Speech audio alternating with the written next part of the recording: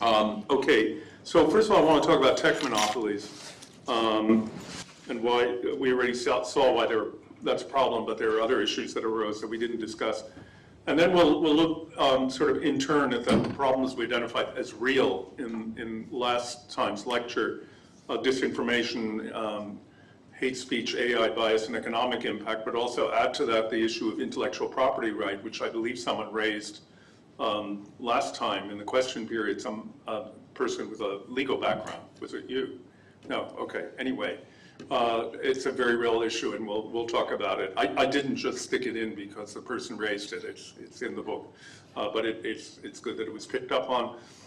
Then at the end, I'll draw conclusions from this talk, but also would like to do a more general summary of the three talks together to show you that there was a certain amount of method in my madness, that there is a certain amount of structure and systematicity here. Okay, so let's talk about tech companies as quasi-monopolies. I don't think they're, in a classical economic sense, full monopoly because there's not one single company that controls an entire market, or perhaps sub-markets.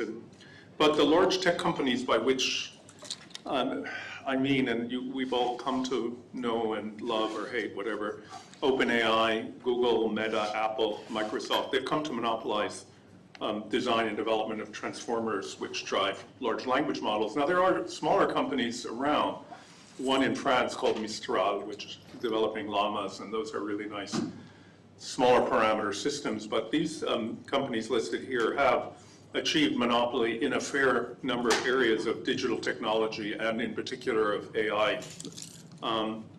So it's not only research that they have controlled. We, in the last talk, discussed how they've come to exercise effectively monopoly on the direction of research because of the size of the models, the kinds of resources required to train them and to develop them. Their architecture is largely in the hands of scientists and engineers in these companies. Smaller agencies can't compete, either in the public or in the private domain. The trade commissioner in the United States, for now, with the current administration, it's unlikely she's going to last in that position for long, is an admirable lawyer and economist by the name of Lina Khan, who in a classic paper in 2017 did a study of how Amazon controls a variety of markets, forcing out competition, and it's worth just commenting on some of the observations she made. So what she, the areas that Amazon has managed to achieve control over a fairly long period of time, we're talking about like 20 years of penetrating and taking over these markets, are online consumer purchasing, entertainment streaming, e-publishing, shipping and delivery services, and crowdsourcing.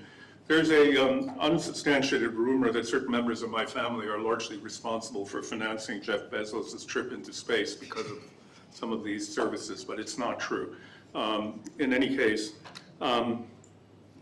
Amazon has achieved this, as Khan shows us, through a process of what's called predatory pricing, which means charging below market value or market cost over a long period of time, and also vertical control, which means you take control over a set of or a sequence of processes in either a service or a production industry, which gives you extensive power because you kind of run all phases of a business. And then also there's extensive use of client data. So all the clients are sort of providing data for Amazon to harvest. Now, interestingly enough, and this is one of Khan's main contribution, is to show that early antitrust legislation, which was enacted in the United States and provided a model for many other countries in the beginning of the 20th century, through the 20s in what's called the Progressive Era, and was pioneered by people like Theodore Roosevelt, not Franklin Theodore. This original antitrust legislation was formulated precisely to combat monopolistic practices of railroads, banks, oil companies in this Gilded Age that did the kinds of things that Amazon's doing now. So it constrained both predatory pricing and vertical expansion of control over production and supply. But in the sort of mid-20th century and the post-war era, this legislation was systematically reconstructed to focus on consumer welfare, which was thought to suffer from monopoly because the absence of competition would drive up prices, so the emphasis on antitrust legislation became driving down prices rather than controlling predatory pricing, etc. And therefore, it's just totally unsuited in its present state to deal with cases like Amazon, which use below-cost pricing to take over a market, and with investors willing to support this. Amazon, by the way, is a big player in the AI market, as we saw in some earlier examples. Amazon Mechanical Turk is a crowdsourcing service that provides many of us in research with access to very cheap methods of gathering data. Now, what Kahn concludes is that it's the best way of controlling some of the monopolistic practices, not only of Amazon, but of other companies. Amazon is the example she uses, is by going back to some of the original antitrust legislation of this progressive era, that is, reverting to some of the original formats of this legislation, which was intended to combat Gilded Age, robber baron capitalism, rather than the kind of stuff that we saw in the latter half of the 20th century with companies like AT&T, et cetera, which would simply raise prices due to lack of competition. Kahn's suggestions stood some chance of being implemented before the current elections in the United States. I think at this point it's not very likely. However, there is, however, a big problem, a principle, which is, do you rely on antitrust legislation or do you rely on regulation to deal with the companies that are producing AI as well as other kinds of digital technology? We've already seen that the influence of the tech companies goes well beyond e-commerce and search engines. They provide the platforms, the social media, that control venues through which news is exchanged and public attitudes are formed. So they're basically digital publishers with a monopoly or a quasi-monopoly on these venues. But they also contract out services to government offices, to financial institutions, to school universities, transportation agencies, and many other organizations that rely on them for online services, where AI is built right into some of these digital services, either in the form of speech recognition, dialogue management, data processing, generation of text, generation of natural language responses in voice, images, etc. So even dealing with the government in the UK, you are very often dealing with a contracted out service when you're doing it online. Okay. So in a case like this, it seems that, and it's not effective to break these companies up, because if you break them up, there's a problem of efficiency, that they simply won't be able to provide the services that we want. So then it looks, when you can't break up a monopoly through antitrust legislation, then you have to rely on regulation. So public regulation rather than antitrust alone, that is, some combination is needed, but it looks like a regulatory regime is going to be needed to constrain some of these enterprises. And we'll come to the issue of how that affects AI systems in the course of this talk. So one of the problems, however, in trying to introduce any kind of regulatory regime for these large tech companies, which are multinational, although American-based, is that they have enormous wealth. And the wealth is used to lobby against regulation because it's politically effective. If you look at the last election and who a fairly prominent advisor was to the successful candidate, you see exactly. But it's not only Elon Musk. There are other figures, whether it be Zuckerberg or Sam Altman, et cetera, who have significant capacity to lobby against regulation, and do. Now, it's interesting, the arguments that are used. So the tech companies claim that regulation will stifle technological innovation. That is, if governments or any other public agency, things like Ofsted, these sorts of regulatory agencies that we take for granted in Britain and their counterparts in European countries and in Canada, that if we allow them to regulate AI systems and other digital services, then we will basically impede technological innovation. They also insist that they're socially responsible and that they're best left to regulate themselves. Both of these arguments are stunningly bad. And I say this,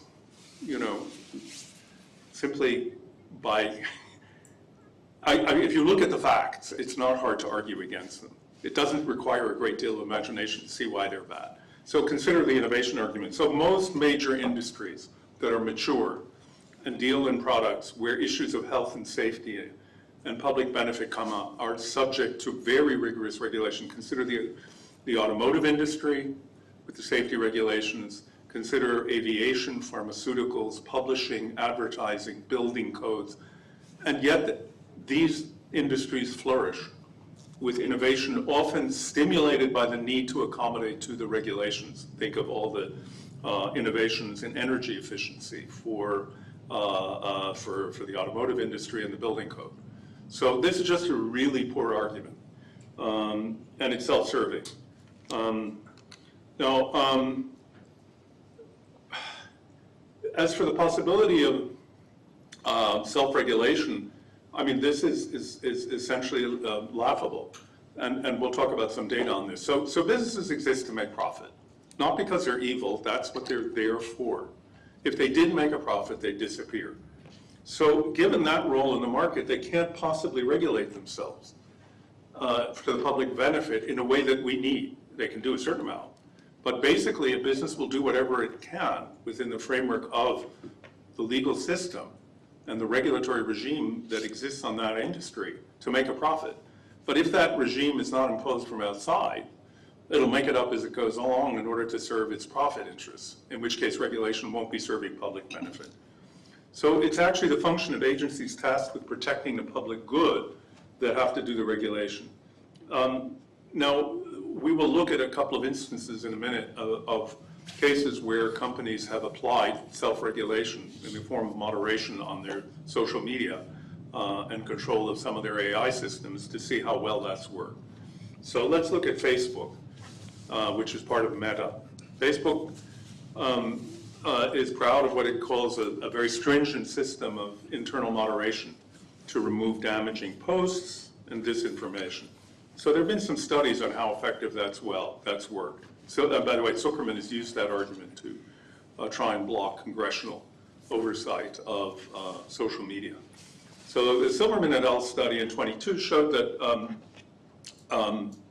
Facebook was completely unable, either unwilling or unable to stop the flood of Stop the Steal sites that were directly responsible for the incitement that caused the riot on January 6th at the US Capitol in 2020. Well, the Trump-inspired riot. Okay, and that was largely orchestrated through social media, with Facebook playing a leading role there, despite their claim to take down all these posts. Another case, more interesting actually, is from Yanatovsky et al. They report that, okay, Facebook actually did take down a lot of false reports from anti-vaxxers on the effects of the vaccine during the COVID pandemic, but it didn't diminish the number of new posts that were able to come up on Facebook using different links. And actually the intensity of the disinformation and the amount increased even after moderation, so it was totally ineffective. So both cases actually cast pretty serious doubt on the ability of companies that host sites where disinformation flourishes to be either willing to restrict themselves or to be capable of doing it. So, by the way, this is not a surprise. I mean, there have been enough revelations from people who work for these companies who function either as whistleblowers or who then go into working in another area, who expose what goes on, to know that this is essentially a fixed game. Now, another problem with regulating the flow of information, and in this case disinformation, is the American view of free speech. Don't have any confusions. I'm civil libertarian, believe in free speech and democracy, but the American First Amendment view is, and accent notwithstanding, I'm not an American. I come from the better part of North America. It's up north. So the American First Amendment provides constitutional protection for virtually any kind of speech. And it's a sort of particularly extreme position, which is at odds with legislative regimes in most parts of the world, including Western democracies in Europe and in North America, as we'll see. It allows any content that doesn't violate the existing federal and state laws, and we'll see what that involves. So there's a famous case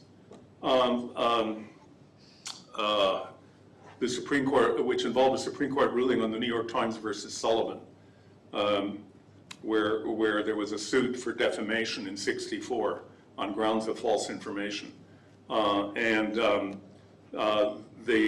New York Times won, and it's considered to be the case which upholds the constitutional right to be wrong in public statements, even if one knowingly makes a wrong statement, as long as it's not done maliciously.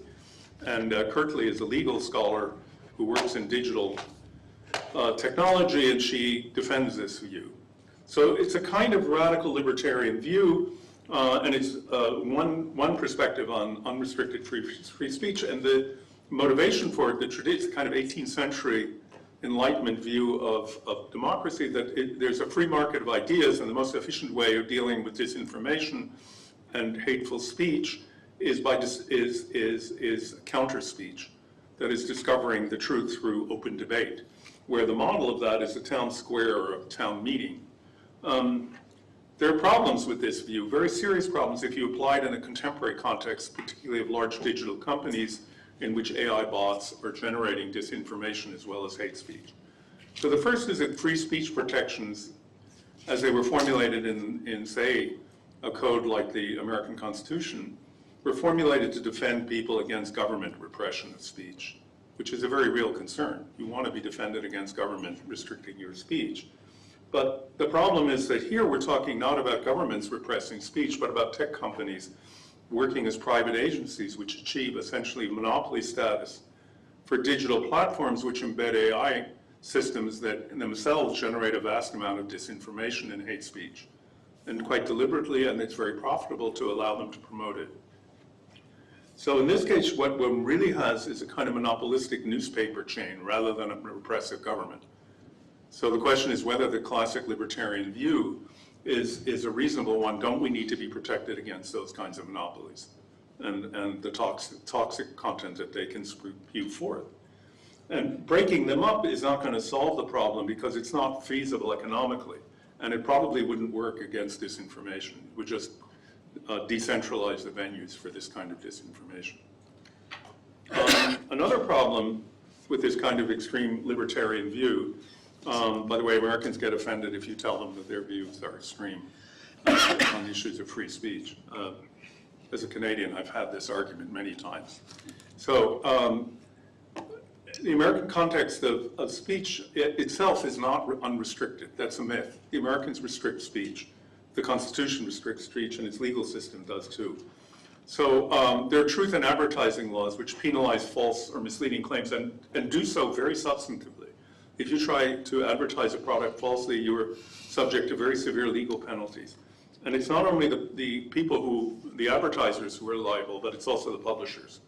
So truth in advertising is one constraint on speech that applies within the American legal system. Also, the criminal code outlaws incitement to riot, and also incitement to insurrection. Well, that's speech, right? I mean, if you call for people to overthrow a government, that's speech, but it's regarded as criminal.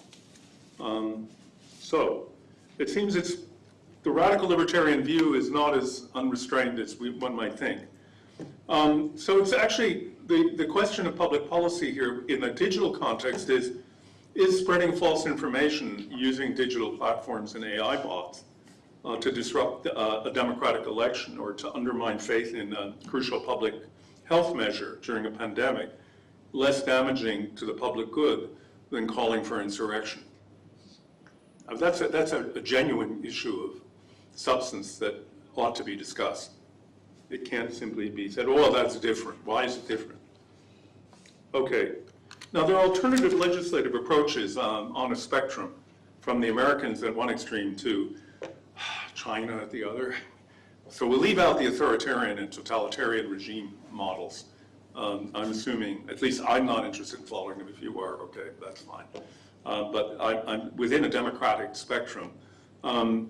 So the EU Disinformation and Digital Services Act, which was adopted by the EU Parliament, which unfortunately we're no longer a member of here, it proposes a whole set of guidelines for controlling legal disinformation, and it has quasi-legal, or at least regulatory content.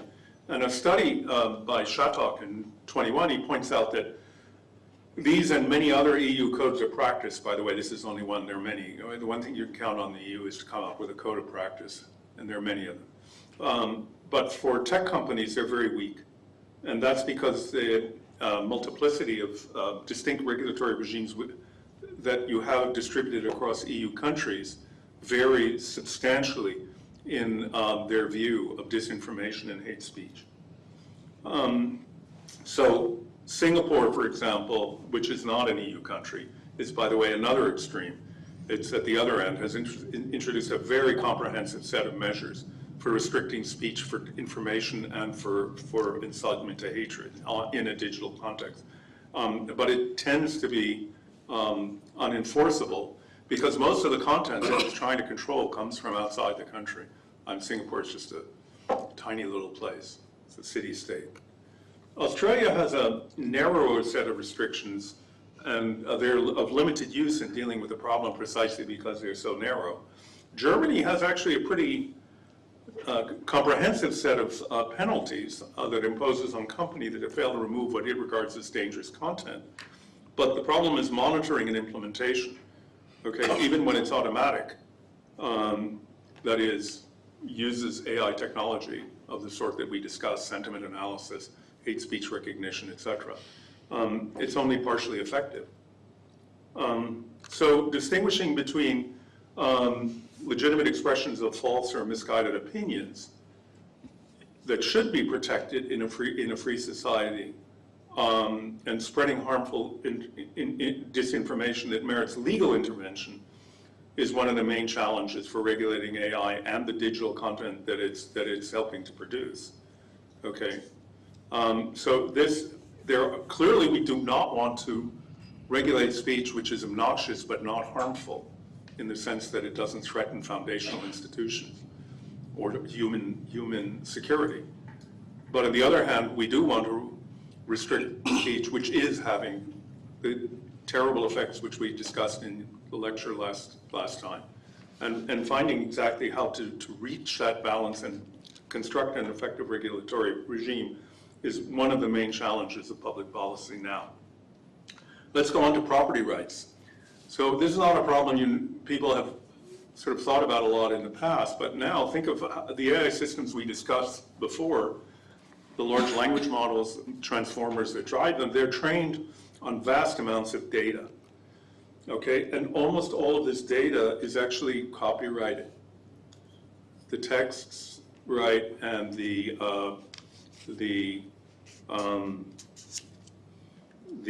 imagery and the audio tapes that it's used for training in multimodal systems are generally copyrighted materials, newspapers, books, people's musical compositions, etc. But in fact, these companies, for the most part, don't acknowledge the ownership of the creators concerning their trading data. They don't even, and they certainly don't pay any kind of royalties. The one reason that they do, one of the sort of defenses that they've tried to use, the tech companies, to support this practice is what's called a fair use defense. So you're allowed to use copyrighted material under certain conditions, in particular if you're quoting some of this material for, or reproducing it for critical discussion or academic research in small amounts. But that's not really too helpful when you're taking very large amounts of full text or photographic imagery. The other one, the one that actually comes into use, is called the transformative use of copyrighted material. That's when you take material that's copyrighted, but you use it for a purpose entirely different and original, which is distinguished from the purpose for which it was originally copyrighted. And that's what these companies are claiming they're doing. They're saying training on novels and newspaper texts and nonfiction books and photographs and films and musical compositions for purposes of building an AI system is very different than using it for the purposes for which this content was created. And there's a whole set of ongoing cases in North America and in Europe and in other places as to whether the transformative use clause of fair use for copyright access is going to fly. So some of these cases are ongoing, right? OpenAI and Microsoft are involved in such a case with the New York Times. New York Times is a fairly litigious newspaper. Google applied this version to justify partial publication of books. You know, Google will publish sort of large selections of books but leave out pages. So they got away with this using transformative use. A more interesting case is the 2023 case where the US Supreme Court found the estate of the artist Andy Warhol liable for unlicensed use of a photograph of the musician, the rock musician Prince, by Linda Goldsmith. She had licensed her photograph for reproduction in one case, and he used it. He produced a silk screen, which was used in an issue of Vanity Fair, and that hadn't been approved, and she sued them, and she won. She sued not Andy Warhol, because he was dead at the time, still is, I believe, but his estate. Okay, so bringing this to kind of something of a conclusion, what are the issues we need to deal with for public policy on intellectual property rights when we're dealing with tech companies and the AI systems that use digital content for training and also generate systems built out of them? Generate content, sorry. So training, first of all, training data adds a lot of value to the products that these companies produce, right? So think of the text it produces, think of the, those are generative cases, but also even discriminative use of those systems for authentication or classification. So it's kind of, it seems, at least on the surface, entirely unreasonable should have free access to material that provides them with one of the main resources they need in order to make money. It's like getting a free natural resource when other people have worked to produce it. So one can say at the very minimum, in the interest of transparency, they should be obliged to list the materials and the people who created them that they're using for training and indicate when permission was granted. But it also seems reasonable to require profit sharing in the form of licensing fees or royalties to the creators. And that's exactly, for example, how streaming companies compensate artists. And the compensation is, in most cases, except megastars, very limited. This is one of the reasons the music industry collapsed after the 80s through streaming. And the only way artists could make money, musicians in particular, was through live concerts. But at least there's some minor effort at compensation, not so with AI systems. There's another interesting issue that you might not sort of think about, but it has arisen as a legal problem. There are Australian cases of this sort, but also it arises in other countries. So two main questions to consider is, who owns the content that an AI system, a generative AI system produces, whether it be a musical composition, whether it be a text, the kind of thing you're producing with GPT, ChatGPT, or any other generative system, or even a discriminative system, a BERT-type system. So, well, if the AI creation is very derivative of its training data, then it would seem the same problems, permission acknowledgement, compensation for the creators would arise as in the training case, right? So the product is nothing more than a sort of imitation, composite of training data. Then it would seem transparency would require acknowledgement and compensation. some people have argued that the AI system itself should be a legal owner. That's a kind of fairly marginal view. To me, it seems entirely implausible. So that AI systems should be owners of copyrights. Why? Well, first of all, it would suggest that AI systems are agents which can make claims that are actionable. And in that case, would have to treat them as, in some sense, having the same kind of rights that workers do. So if you don't pay them for the work they do, then you're also violating their rights. But we don't do that, and it seems absurd to pay GPT-4. We pay the company that produces it. To pay GPT-4 for the stuff it produces seems absurd. It's like, would you pay your car? So if that's the case, well, I think we can summarize the situation as follows. We don't pay them wages for their labor, so how can we admit them to the free professions?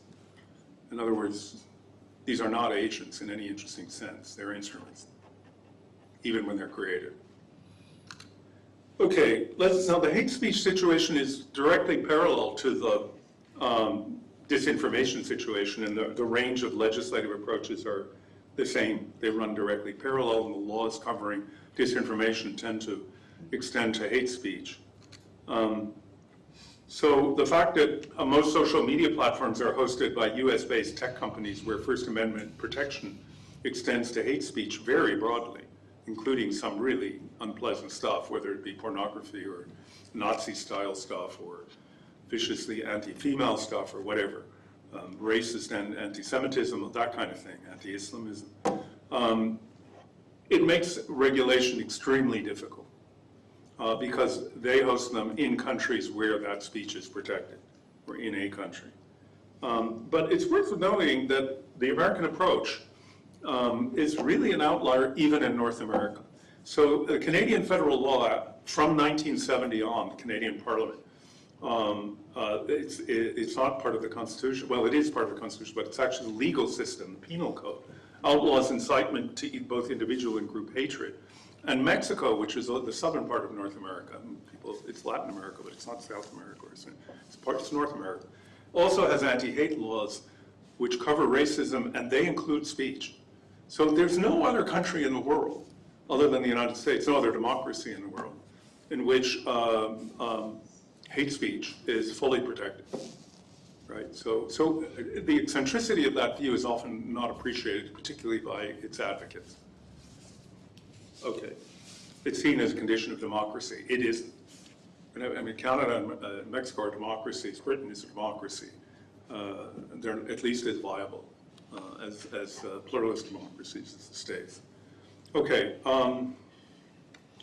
However, that's not to deny that there aren't problems. So when you characterize hate speech, you're left with the problem of how do you characterize it in such a way that it's substantive, so it captures the cases of racism, sexism, and these kinds of abuse that you want to rule out, but it still allows free expression of opinion that even when it's highly obnoxious and offensive, is not dangerous to the point that you want to ban it, right?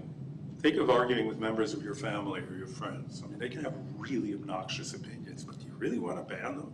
Some you do, maybe, when they're, toxic and could inspire behavior that is violent, etc. But a lot of it you wouldn't. You've got to distinguish between finding something offensive and finding it dangerous. So that's a non-technological problem. But then here is a technological problem. How do we devise effective mechanisms of enforcement that work on an international level?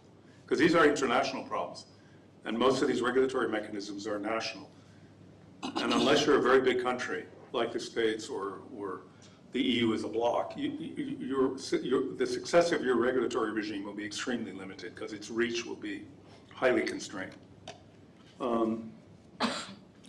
Another issue that you have to resolve is to what extent are we going to hold platform providers responsible for the hate speech that they carry? And that's an interesting question because right now they have no responsibility, right? So Facebook, Snapchat, Instagram, all of these outfits basically deny any account. They present themselves as the equivalent of telephone or telecommunications company. take no responsibility for the informational content, the digital content that passes through their channels. But in fact, they're much more like publishers. And publishers are not exempt from the content they publish. Think of major publishers and smaller publishers, or newspapers or digital equivalents, broadcasters.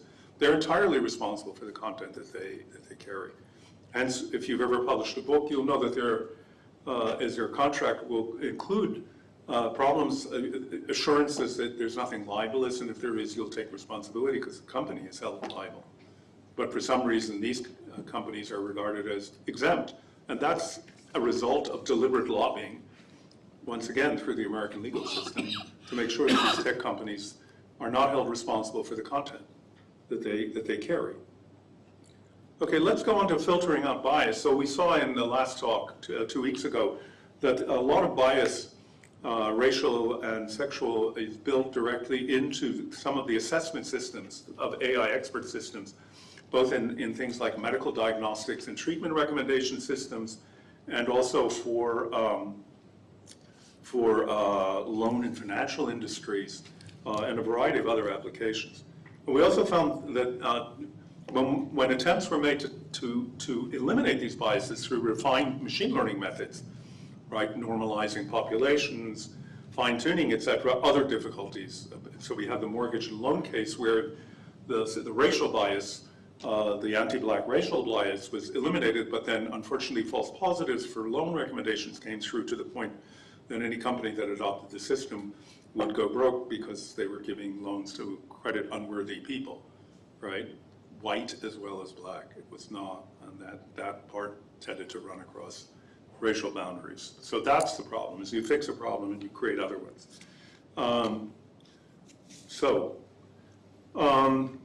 There are two really closely related questions here on eliminating bias in AI models, expert systems. The first is, who bears responsibility for the bias and the decisions which implement them? Is it the designer of the system or the agency that applies it? It's not obvious, right? So remember, is it the hospital that uses one and then it causes damage because it misdiagnoses people with either sickle cell anemia or Tay-Sachs? Or is it the guys who designed the system in the first place who didn't make sure that it was trained properly, or that it was the instructions indicated the necessity to normalize training on non-standard populations? And the second question is, should we attempt to regulate? And the first question entails the second. The answer to the first will give you an answer to the second. Should we attempt to regulate AI assessment systems or just the results of using them? That is this an outcome-based system, or is it a design system that we want to regulate? Is it a design problem for regulation, or is it an output regulation problem? So the first is system designer. The first question is designers versus user, and the system designer will argue, well, the user bears legal responsibility because it's the users that train the system, apply it, and make the decisions, not the designer. And then the user is going to answer, yeah, but they're not experts. They're relying on the software engineers who built the AI system, and they relied on that person to create an equitable system that wouldn't be biased. So whichever way you make the decision here, you need effective measures to protect the people who are the ones who bear the impact of the decisions that are recommended. And you want those protections to be natural extensions of anti-discrimination legislation, which you identify as part of any enlightened legal system. So moving on to the second one, so who do we regulate? Well, whichever way you answer the first question will give you an answer to the second. So if the user is the primary responsible, then all you have to do is regulate the output, the decisions. You don't have to worry about the design of the system. It's not your problem, right? It's the user's problem, the agency. But if it's the creator of the system is going to be held accountable for the damage the system caused, then you're regulating design.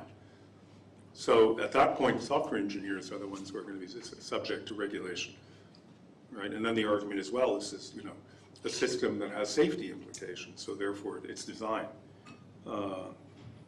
So that's the product design issue. I'm leaving that question open because I don't know the answer. And I can see both sides of that issue. Okay, then we talked last about AI as a cause of widespread economic dislocation. This has not yet happened, but it is in the process of happening. How widespread and how deep this disruption will be remains open, and economists are undecided. Some are Panglossian and feel things will be wonderful and there'll be only benefit, and others are apocalyptic and think the results will be terrible. So the decisions are not in yet.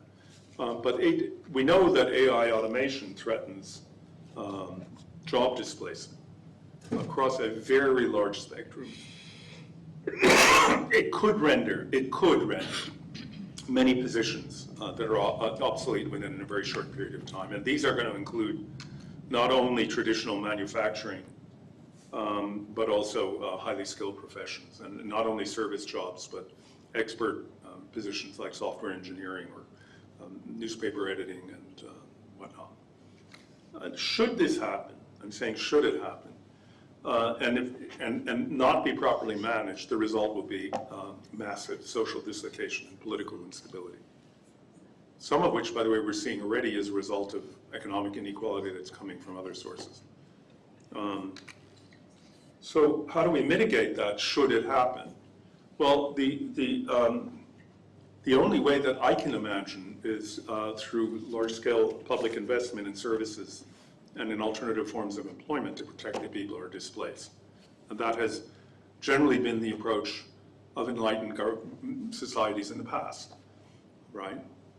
Unemployment insurance, retraining, et cetera, but on a much larger scale if we're dealing with a global economic automation and displacement scenario.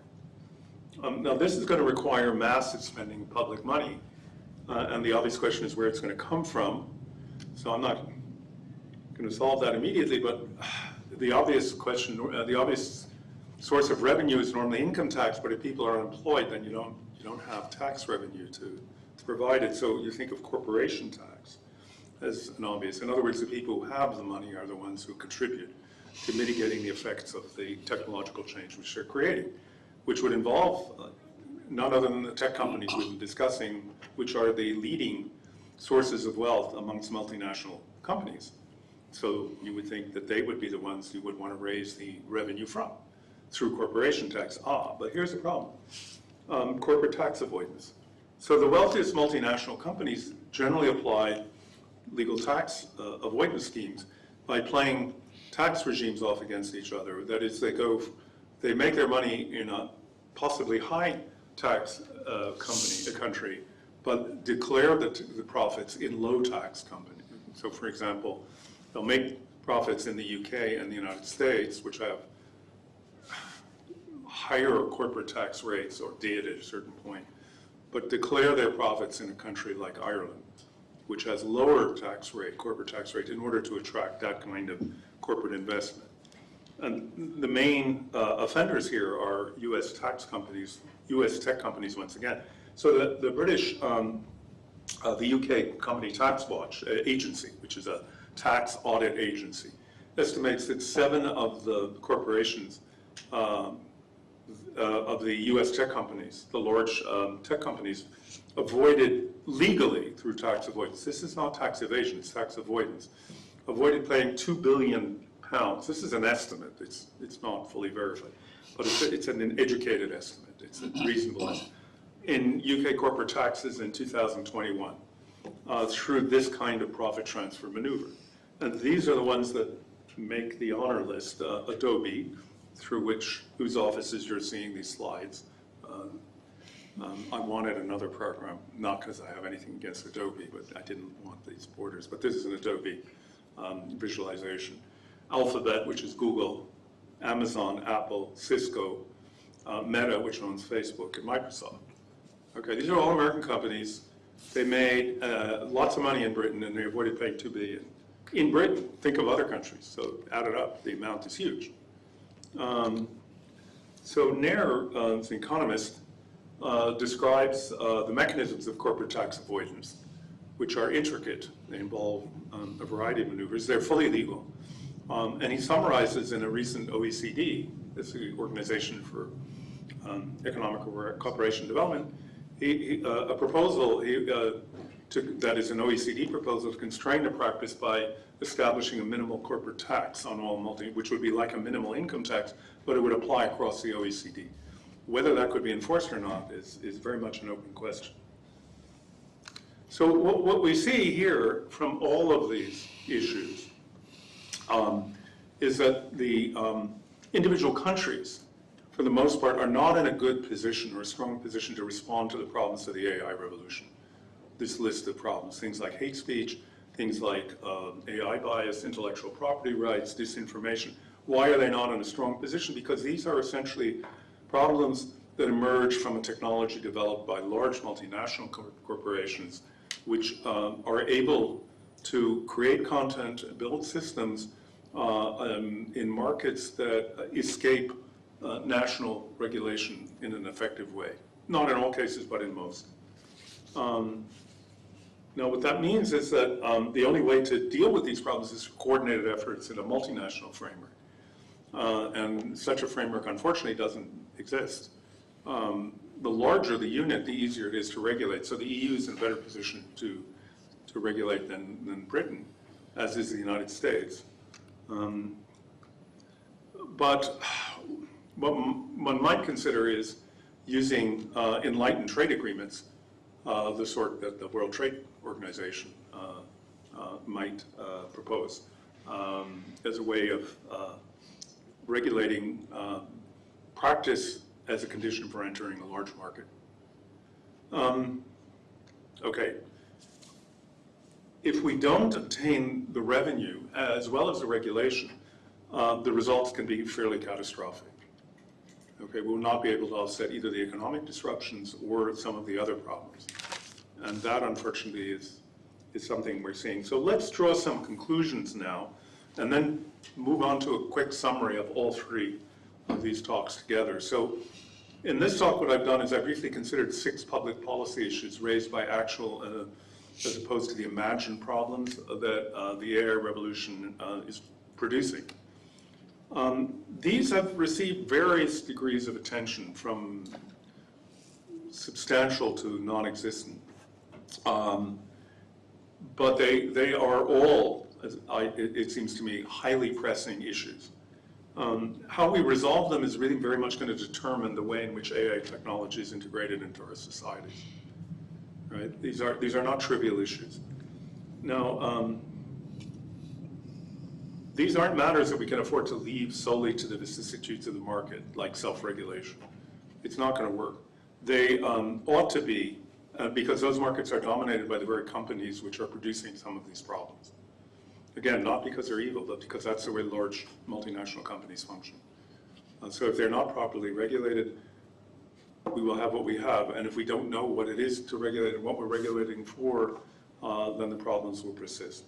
So this is actually an issue where the public domain and its citizens need to play a major role in determining the framework which this technology, within which this technology continues to be developed. A crucial condition for an interesting and informed debate amongst citizens, you and me, in this public domain on these issues is that we know how AI works.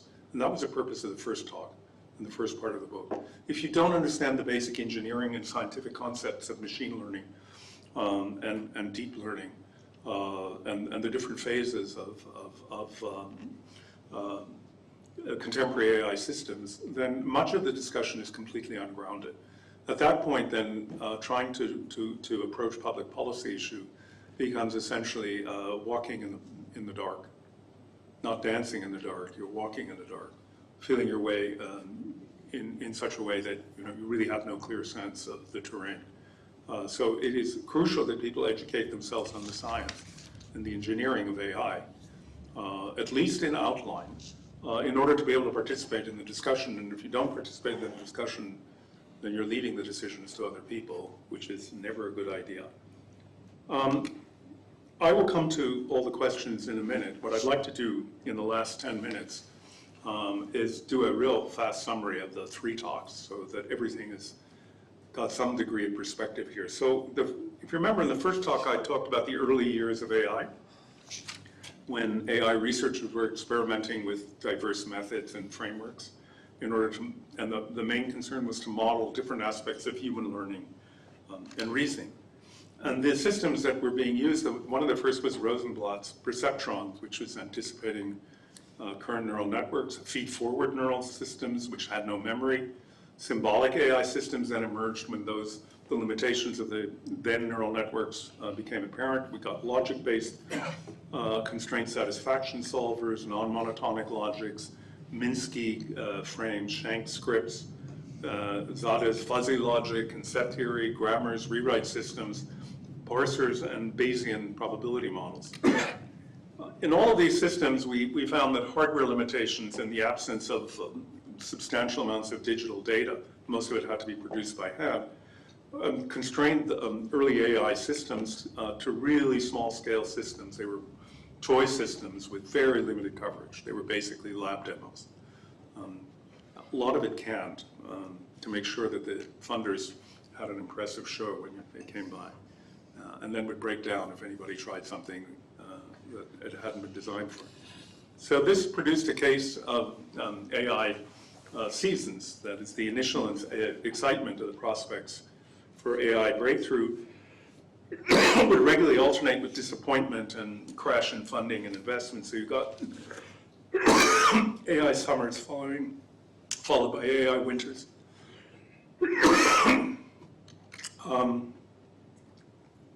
By the end of the 90s, hardware innovation began to pave the way to major progress. So GPUs, which allowed for massively parallel computing systems and processing, permitted training of neural networks in a way that wasn't possible before. The internet, which started to come online then, suddenly yielded a vast source of original digital data within a few years. And then we saw the first phase of the deep learning revolution, giving us enhanced recurrent neural networks.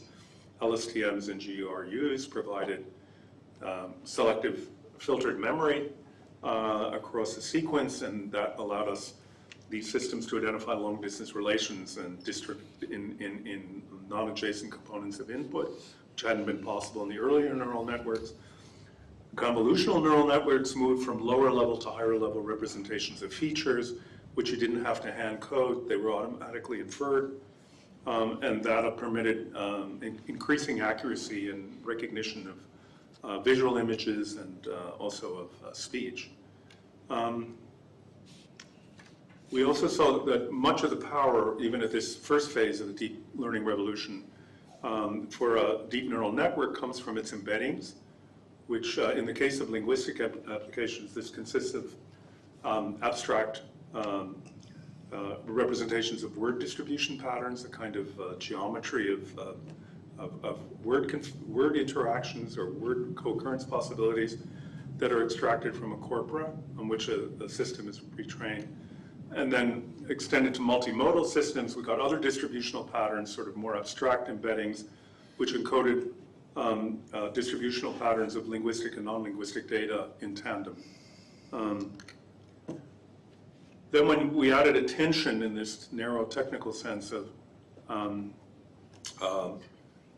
revising a context vector so that it was dynamic and retained the history of previous processing in the encoded phase, allowing alignment to the elements of a decoder phase, we got a very powerful, more refined encoder-decoder model, which allowed for elements of the context vector to be keyed with those of the output that the decoder provided, and this was refined.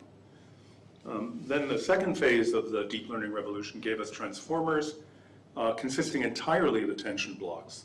So we discarded recurrent neural networks and convolutional neural networks and dealt with large-scale networks of attention blocks where different blocks were trained independently of each other, picking out different dimensions of features and feature clusters. And these are the systems that drive large language models, and those have completely altered the way in which we do natural language processing, and a whole set of other applications, some fairly far removed from language. A representative, but by no means inclusive, list of these applications are neural machine translation, dialogue management, information retrieval, medical diagnostics, pharmaceutical discovery, protein prediction, code generation, theorem proving, and generation and authentication of compositions in the fine arts and in music. So these applications are having a very deep effect on the environments in which we live and work, some of which we're not even fully aware of. We then, in the second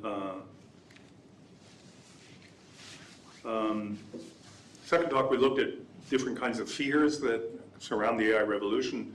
We took at first fears imagined. We looked at the Terminator scenario of superintelligent agents posing a possibly existential risk, and we found that that it's based on two unsound assumptions. The first is the idea that the rapid rise of computational power and the capacity to model certain functions of the brain will necessarily lead to the emergent properties that we picked out as symptoms or indicators, operational indicators of general intelligence within electronic circuits, and there's no reason to believe that's the case. And the second is that logical or conceptual possibility of the singularity, this emergence of general superintelligence in an artificial agent, that it itself implies likelihood of the event. And neither of these assumptions is able to withstand serious scrutiny. They just don't hold up. I mean, they may be true, but there's no reason to think they are. So then we looked at some real fears, the ones that we need to worry about, which were summarized now when we talked about AI public policy. First is a sharp increase in the size of transformers and the data needed to train them. And we found that this is posing very serious environmental dangers. The amount of energy consumption, water consumption, etc.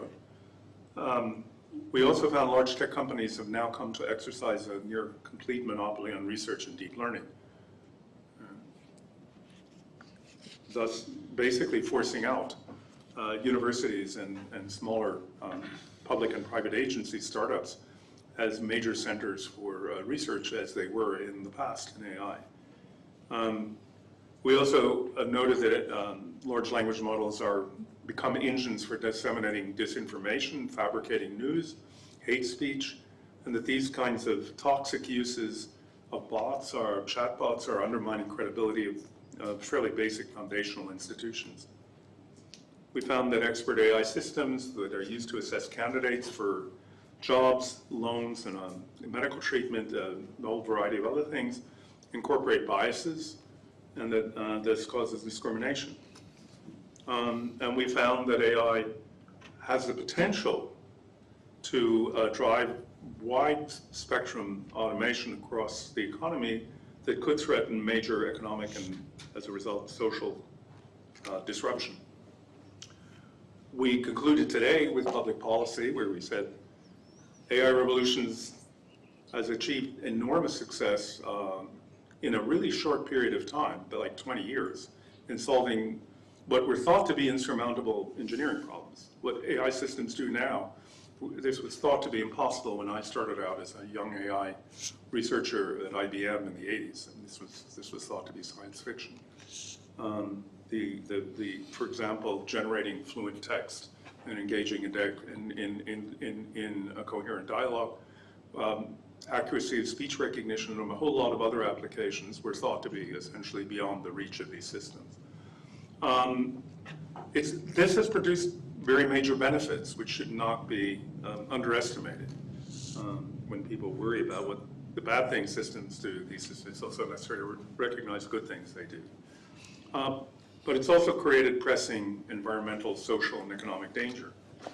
The tech companies themselves have gotten very rich through their work, to the point that they now become major monopolies with huge political power that can essentially resist regulation and social control.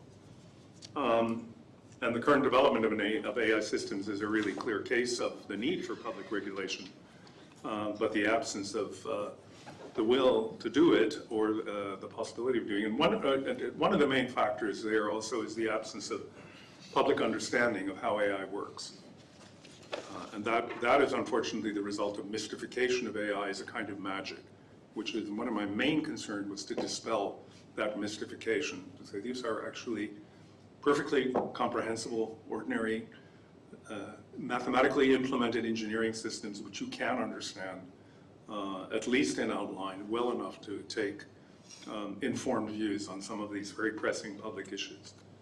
So I'll conclude just with this comment that it seems to me, well past time for informed, and I stress informed, scientifically informed public discussion, public meaning everyone, all of us, of how to formulate and implement the mechanisms of regulation for AI in order to protect us from the harms which it is producing, but at the same time where we can benefit from the enormous achievements which it has already delivered and those yet to come. And with that, I'm going to stop and open things to questions. So we have about half an hour if you want to ask questions or make comments.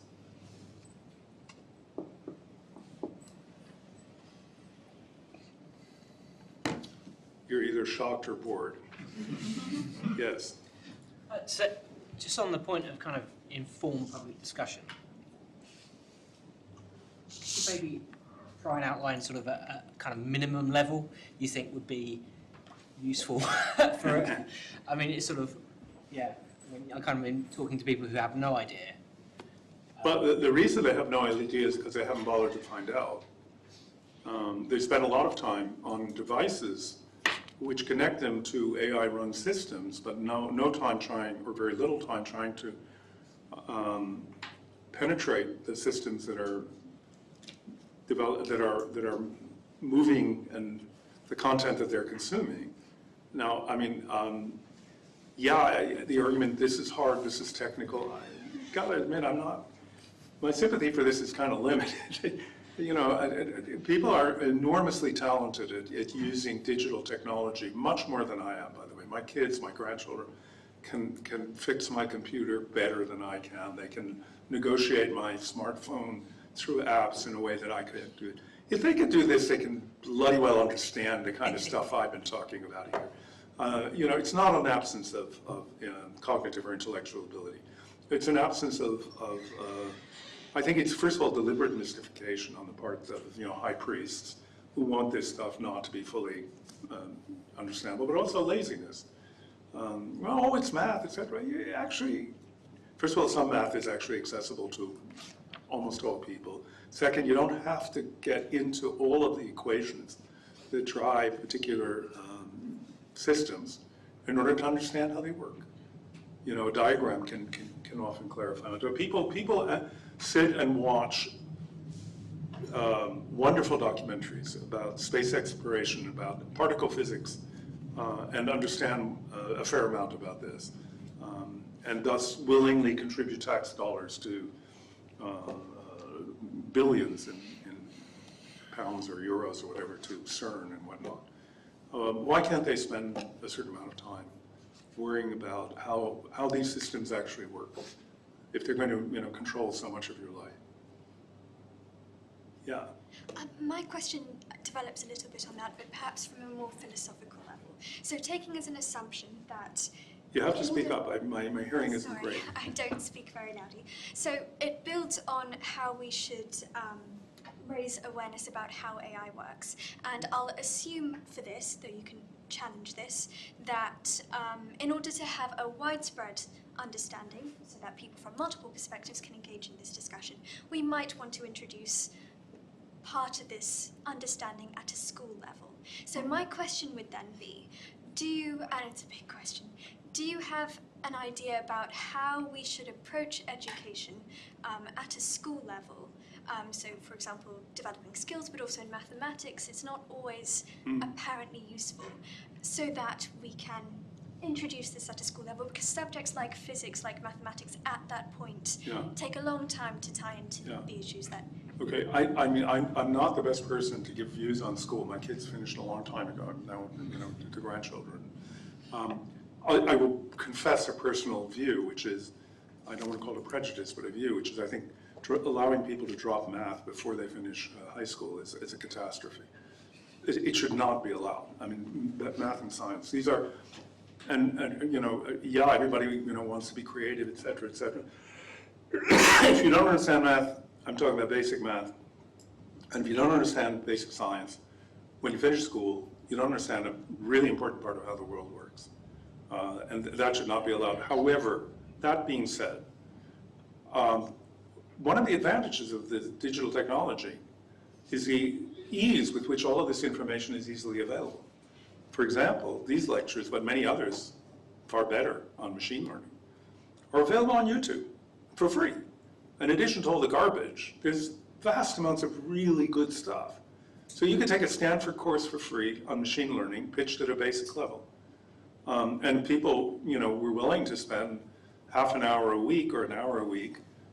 They could easily access this information in completely digestible form.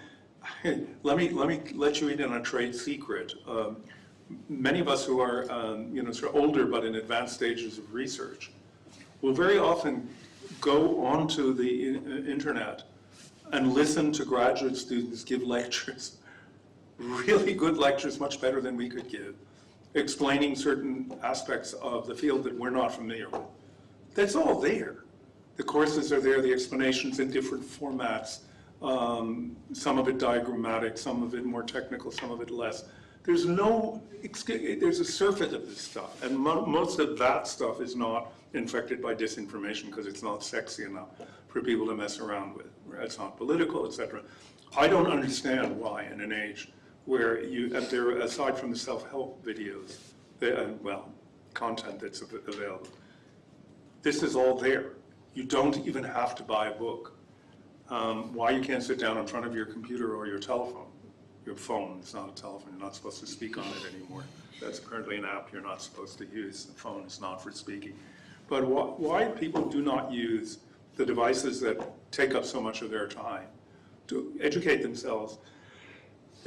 Some of the smartest and best people, not necessarily famous, are offering all of this information for free. I found out about quantum mechanics by just watching a series of lectures that were coming out of CERN.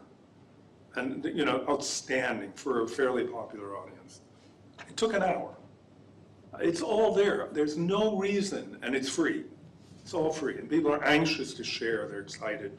Those people are doing it, nerds like me. So I would recommend that the school should never allow students to finish without a minimum in education in science and math. But I don't understand why people who are already out of school and maybe this stuff's passed them by, or they're old to the point that they're not familiar with. It's available. There's no reason, and an educated citizen in a democracy has a responsibility to understand the environment in which he or she lives. So I mean, you don't have to force feed. People should want to find out about this stuff. Yeah. Have you been made aware of any disinformation generated by AI and disseminated by social media that has played a role in the recent US elections? Or do you believe that this is something that might come out slowly in a year or 2 years' time and we're not yet aware of? Well, it's a good question. I mean, how much disinformation affected American elections? We know that hostile foreign agents have been involved, as well as domestic, in spreading disinformation. How you track it is a big problem. Again, verification of information is one of the big technological challenges of AI. It's one of my MSc projects. In one of my new MSc projects, it's a problem of verification. I don't have an answer to that. There are cybersecurity companies and government agencies that are monitoring it, and they issue reports. I don't know how reliable those are. That it's going on seems undeniable. What the effect is, how it really influences whether people, the way they vote, I don't know. That's a topic for study. Any guys on Zoom, feel free to ask questions if you're still there. Yeah, Pat, you had something? No? Nothing else? Yeah.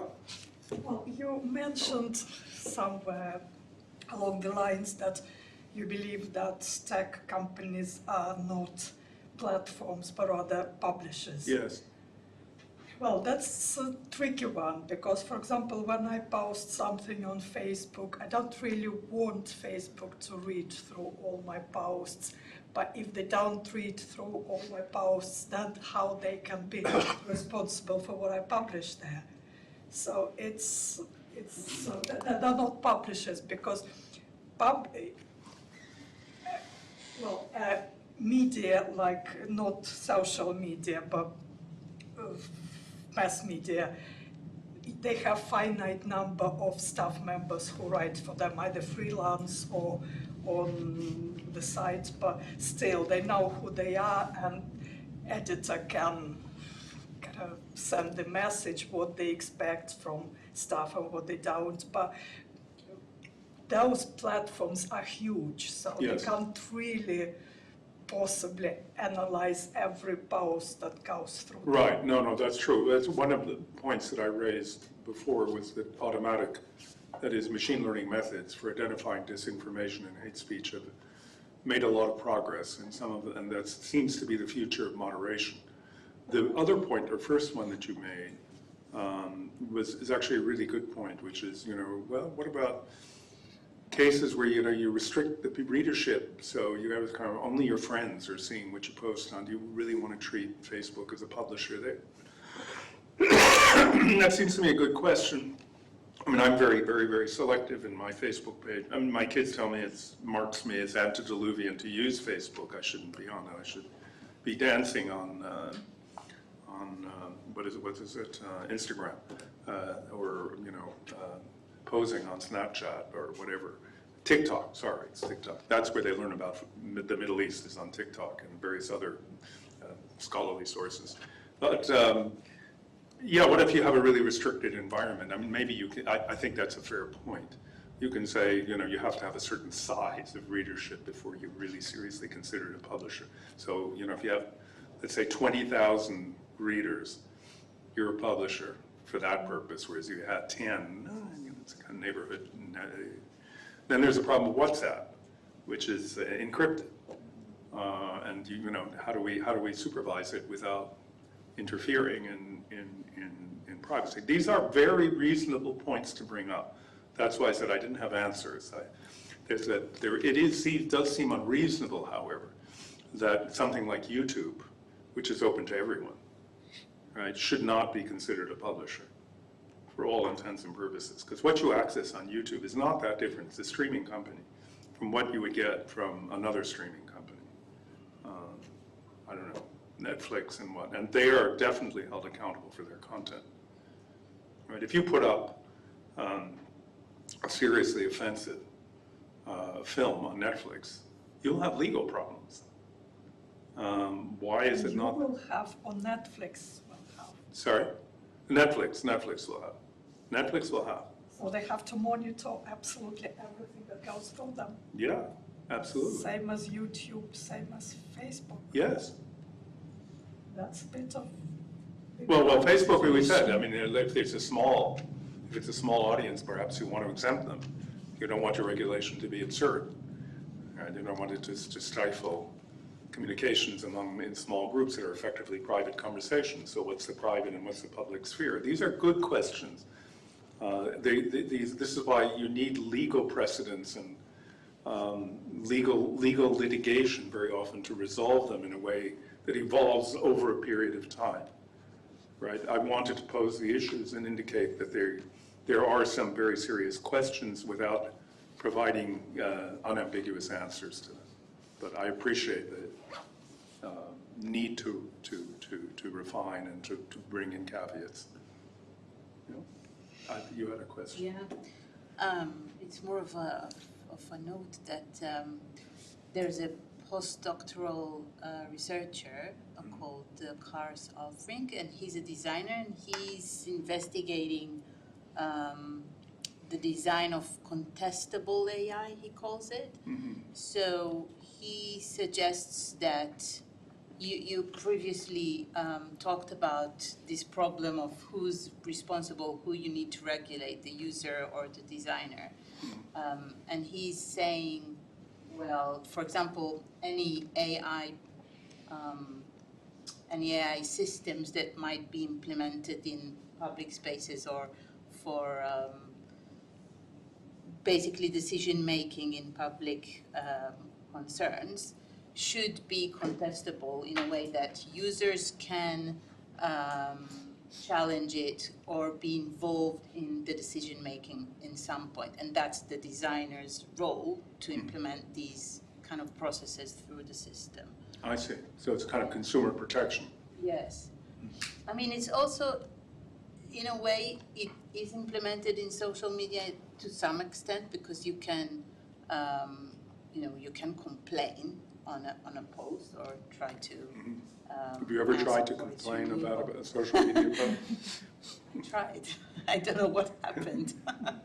I have. I mean, invariably the reaction was, this post satisfies our community standards. Okay. Yeah. You know, it's this kind of stormtroopers in Nazi uniforms marketing measure. This conforms to our community standards. On the other hand, somebody makes an offhanded remark that maybe sort of slightly inappropriate humor will get taken down. So they're not necessarily terribly sophisticated in their reactions. It's one thing if President Trump complains. Yeah. It's another thing if Alan Curtis complains. That's my personal experience. Oh, have you complained? Huh? Have you complained? Well, I've had 2 yellow cards on Facebook for, Oh, really? according to them, inappropriate stuff. I see. And I've tried to appeal that and just can't get it. It's dealt with by machines at that level. At the same time, that was some years ago when I think Trump was also complaining, and of course he got listened to. Yeah. Yeah. Compare and contrast. Yeah. I wonder if also if one puts up scientific content and there's a mistake in one of the proofs, or one of the equations has an error in it, if that would be considered disinformation and banned. Yeah. No. Obviously, complaining is a problem, particularly when a lot of the moderation is done by machine learning and automatic procedures. It becomes, and these are still in their infancy as technologies. Yeah. And even then, this is Facebook, so your thing about being antediluvian, it applies to me as well, because I get the same hassle complaints, from my son as well. But if you do complain to Facebook and you do get through to a higher level, it's a group of self-appointed people that review it. So what? Yeah. That doesn't really help me. Yeah. Yes. I wanted to propose. You have to speak up. I'm sorry.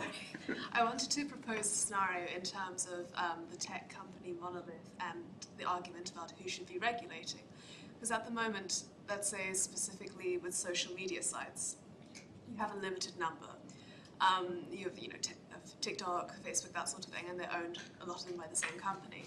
But if you had, say, 10,000 TikToks owned by many, many different companies, should governments be regulating them? Or if they're regulating themselves, then there's 10,000 sites and you could be a user of many of them, where they have different terminology for hate speech, or even if governments are the ones deciding, many different governments will have different definitions, and then societies change cultures Yeah. onto what they believe is hate speech. Well, I was trying to touch on precisely those issues. One is that I think companies in general on crucial issues of health and safety, and these are health safety issues, are not, and social benefit in a health and safety sense. Private companies can't regulate themselves. We don't let car companies regulate themselves on safety or emissions or whatnot. We don't let aviation companies regulate themselves. If we did, we'd have Boeing-type disasters on a fairly regular basis. Why should we let, these companies do it now? And breaking them up clearly won't solve it. Now, it's for the multiplicity of regulatory agencies. Well, that's the main problem. That's why I was saying it's an international issue. And somehow there has to emerge a set of regulatory standards and mechanisms. The one that I can think of that's sufficiently participatory and ground up without being coercive in a negative way, but still effective, would be trade agreements amongst large trading organizations, where you tell companies, if you want to come into a large market, which will encompass many different countries, then you're going to have to observe certain standards, including, say, tax payment and whatnot, but also hate speech, etc., or you won't be allowed to do business here. You won't be allowed to make money here. At that point, that's the most effective way of regulating a company. I do agree with you, but I find it difficult to imagine if you're taking all the countries in the world and you assume you have a company which is trying to operate in all of them. And one country on one side of the world will have a vastly different culture and general opinion on, say, what hate speech is and what particular terms are involved in that. So, I mean, one thing I was thinking about, if you have one tech company that wants to have a social media in all of them, they have to release individual products of their social media, which has to meet the regulations in those different companies. Yeah, but I mean, we surely can agree on certain standards as universal, no? I would like to say yes, but I also doubt it. I mean, well, I mean, if you have a country that decides that racism is good, are you going to say, well, that's a matter of cultural difference? It might be. For me, it's not. I'm not prepared to accept those differences. Right? I mean, I'm sorry. That's not. You've crossed a boundary, which is no longer just a matter of cultural idiosyncrasy. It's not a matter of singing in a certain way or speaking a particular language or having a set of religious beliefs, which are all certainly within the domain of autonomy for a culture, but things like racism or sexism, etc., are not. For me, I'm older than you. I don't believe in cultural relativism on these issues. I'm sorry.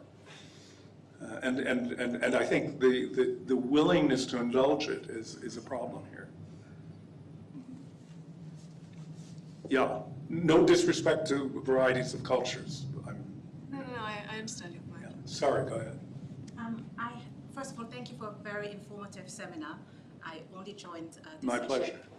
Thank you for coming. Yeah, no, thank you very much. I have a follow-up question with regards to something you said earlier about people needing to inform themselves and that laziness stops a lot of people. Now, let's say people have informed themselves. How do you see, or how do you suggest that individuals or group of people should fight or challenge this AI systems or these tech companies who introduce AI that is sometimes disadvantaging them?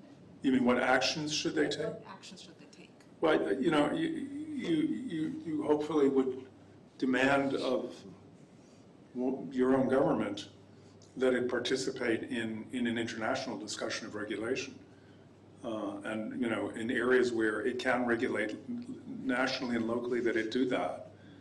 But in areas which require international regulation, that it make contact with like-minded governments in other places, and that it implement regimes that can cross borders and control these kinds of problems. So individuals need to become more politically active and ask their governments to... Well, politically active in the sense of, I think, insisting that these issues be discussed and resolved as priorities in the public domain, and that they are electoral issues, that you determine how you vote for a party and who you want to represent you. That if one person says, I believe in First Amendment rights and I don't think that any regulation is good, I'm not going to vote for that person. Not because I don't like them; they might be really nice people and have all sorts of other virtues. But this is important enough for me that it'll determine who I'll support. Not necessarily go marching in the street, although maybe in some cases you want to do that too. Yeah. Let's say that AI has become, like, people have gained their information and they know about AI, and now we're in a position where, like, I don't know how to really put it into good words, but we're in a position now where people know about AI and they want to have their personal information removed. But AI has gotten to a point where it's been integrated into society, very deeply, do you not think that if we go backwards from that point, that will cause kind of an unwinding effect? Well, I wasn't suggesting going backwards. I'm not an anti. I'm not a Luddite. I don't believe in combating technology for the sake of avoiding technology. Although there are times, let me tell you. But no, I mean I do AI research. I think it is a field that's worth developing. I think it has much to offer. But if it isn't properly regulated, like any other technology, it will cause damage. And I want to mitigate that damage. That's why I think you need a public discussion. And my views are not that important. I was just trying to clarify what I take to be the issues. I think your views are actually more important. You're a younger generation. And you need to start thinking about these problems of the integration of science and social and political concerns. And therefore, these should be things that you worry about when you're doing AI. That is, people who are developing AI as experts, but people who are experiencing it as citizens need to educate themselves on the science and worry about the social issues and develop informed opinions and take action on those opinions concerning how to maximize benefit and minimize harm. That's all I'm saying. I'm certainly not in favor of rolling back progress we've made in any kind of sort of anti-technological, I'm not suggesting people pick up hammers and break up the cotton gins or whatever. What is it they did in the 18th century, the Luddites? So they broke up the machines, the steam engines. Luddites. Yeah, the Luddites, yeah. I'm not a Luddite.